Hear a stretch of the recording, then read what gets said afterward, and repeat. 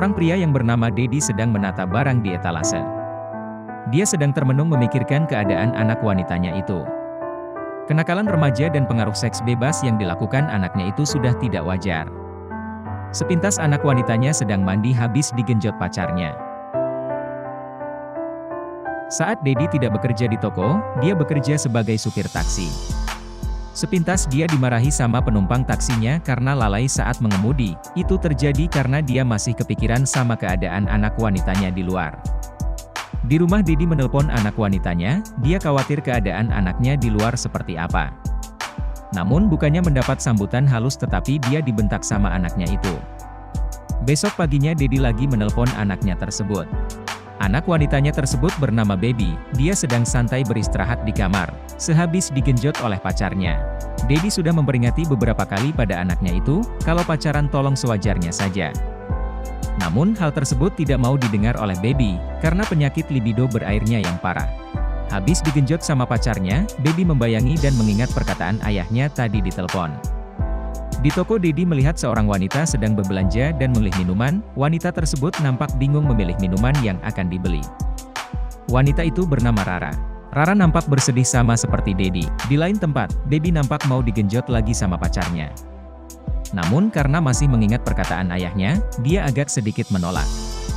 Tetapi karena rayuan pacarnya, akhirnya Baby menerima lubang berbulunya dimasukin lagi. Rara tinggal satu apartemen dengan Dedi. Saat Dedi datang dari kerja, Rara menyapanya dan lalu masuk kembali ke apartemennya.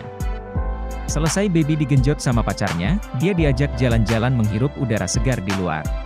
Sedangkan Dedi sedang makan sendiri dan Rara lagi merokok termenung. Sepintas Dedi mau menghubungi anaknya Baby di luar. Namun Baby lagi pergi mandi, sehabis itu dia berhias di cermin kamarnya. Sehingga Baby tidak mengetahui dia sedang ditelepon sama ayahnya. Menjelang malam, Dedi sedang bekerja di toko. Dia nampak terkejut melihat Rara sedang jongkok sendiri di luar. Karena masih jam kerja Dedi tidak bisa mengajak Rara berbicara panjang, dia langsung aja mengantar Rara ke apartemennya Dedi. Hal itu terjadi karena Rara tidak punya tempat tinggal lagi. Malamnya Baby mau digagahi lagi oleh pacarnya. Saat dia diajak tidur berdua, tangan pacarnya merayap ke sana ke sini sedangkan Rara bercerita permasalahannya di apartemennya Dedi. Rara bercerita sama Dedi, dia dulu seorang wanita yang cantik, modelis, dan mampu secara ekonomi. Setelah bertemu dengan pacarnya yang ganteng dan jahat, kehidupan Rara sedikit demi sedikit berubah drastis, karena gaya pacarannya terlalu liar dan bebas keluar masuk lubang setiap hari. Rara tidak mengetahui bahwa pacarnya itu hanya mau merudal lubang berbulunya, menikmati bodinya, dan menghabiskan uangnya saja. Kisahnya dulu hampir sama dengan anaknya Dedi yaitu Baby. Dulu Rara juga sudah diperingati oleh orang tuanya terutama ayahnya sendiri.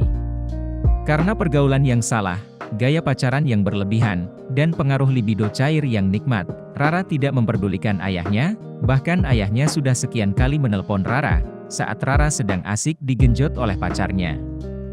Lanjut ke ceritanya Dedi. Dedi bercerita tentang masalah anaknya juga ke Rara. Dedi mengetahui perlakuan dan keadaan anaknya itu saat dia bekerja sebagai sopir taksi. Pada saat itu di dalam mobil, Dedi melihat anaknya dirayu dan digoda pacarnya. Karena Dedi takut mengganggu anak wanitanya Baby, dia pun hanya bisa melihat dari spion belakang saat menyopir. Baby juga berpura-pura tidak mengenal ayahnya itu adalah sopir yang dia tumpangi. Di apartemennya Dedi, Rara masih membayangi kejadian dulu dengan pacarnya. Dan Baby pun sudah mulai sadar dirinya salah. Dedi memberikan sedikit uang kepada Rara untuk biaya pulang ke kampungnya. Dedi seperti itu karena tersentuh mendengar ceritanya Rara. Rara pun merasa berterima kasih kepada Dedi. Dia sangat menyesali perbuatannya dulu. Dia akan meminta maaf kepada orang tuanya terutama ayahnya. Hari berikutnya Dedi sedang fokus bekerja dan Baby terlihat sudah sadar atas kesalahannya. Baby pun mengirim pesan ke ayahnya dan meminta maaf kepada Dedi, serta tidak akan melakukan perbuatan mesum dan liar seperti itu lagi saat pacaran. Akhirnya Dedi merasa senang membaca pesan tersebut sampai dia mengeluarkan air mata bahagia. Dan dia pun melanjutkan pekerjaannya lagi dengan tenang dan senang. Demikian alur cerita singkat dari channel Cuan. Jangan lupa di like, di subscribe, dan di share ke teman yang lainnya ya sobat, agar saya terus bisa berkarya lagi untuk menemani rebahan kalian di waktu santai. Oke mantap.